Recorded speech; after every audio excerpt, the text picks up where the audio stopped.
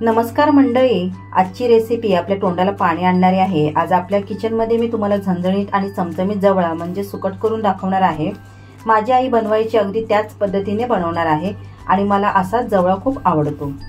नमस्कार, मी अपेक्षा आणि तुमच्या आरवीज किचन मध्ये खूप खूप स्वागत। आज आपण सुक्या जवळ्याची रेसिपी पाहणार आहोत। इथे बघू शकता, हा जवळा मी साफ करून घेतला आहे। त्यामध्ये बारीक खडे कचरा वगैरे असतो, तो साफ करून झाल्यावर सर्वप्रथम आपल्याला तवा चांगला गरम करून घ्यायचा आहे आणि त्यामध्ये हा जवळा मध्यम आचेवर 3 ते 4 मिनिटभर त्यामधून सुगंध येईपर्यंत परतायचा आहे।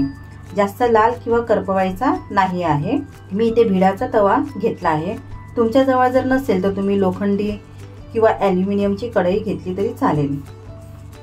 भाजून झालेला जवळा चाळणीमध्ये म्हणजेच गहू चाळायची चाळण असते त्यामध्ये काढून घेऊया आणि चाळणीत चांगला चाळून घ्यायचा आहे, म्हणजे बारीक वाळू माती असेल तर पडेल। आणि चाळणीमध्येच मी हा जवळ स्वच्छ धुवून देखील घेतला आहे, कारण माती वगैरे असेल तर ती पाण्याबरोबर निघून जाते। आता मी तवा पुसून घेतला आणि त्या तव्यामध्ये 3 ते 4 मोठे चमचे तेल घेतले आहे। हे तेल आपल्याला पसरवून घ्यायचे आहे। आता एका मिरचीला उभा चीर देऊन या तेलामध्ये टाकूया। नंतर 2 मोठे कांदे अगदी बारीक चिरून घेतले आहेत, ते या तेलामध्ये टाकून परतूया।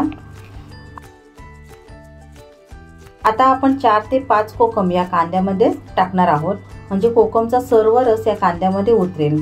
हे गावचे कोकम असल्यामुळे मी इथे 4 ते 5 घेतलेत। कधी कधी कोकम आंबट नसतात, तेव्हा तुम्ही कोकमचं प्रमाण वाढवू शकता। कोकम ऐवजी कैरी टाकली तरी देखील चालेल।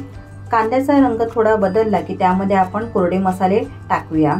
काश्मीरी चिली 2 चमचे, मालवणी मसाला 1 चमचा, अर्धा चमचा हळद पावडर, अर्धा चमचा कांदा लसूण मसाला। हे सर्व मसाले आपल्याला छान परतून घ्यायचे आहेत। तुम्ही तिखटाचे प्रमाण तुमच्या आवडीप्रमाणे कमी जास्त करू शकता। यामध्ये मी टोमॅटो टाकला नाही आहे। टोमॅटो टाकल्याने या जवळ्याची चव थोडी बिघडते, म्हणून मी अशा प्रकारे बनवते। आता यामध्ये धुवून घेतलेला जवळा टाकून छान मिक्स करून घेऊया।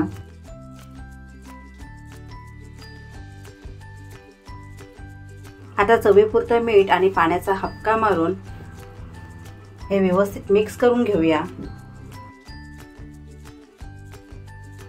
आणि आता आपल्याला मंद आचेवर 5 मिनिटे झाकण ठेवून शिजवून घ्यायचं आहे।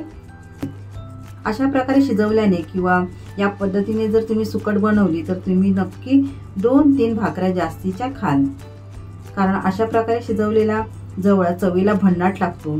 आपला इथे जवळा तयार आहे। वरून थोडी कोथिंबीर टाकूया। हे 4 माणसांसाठीचे प्रमाण आहे।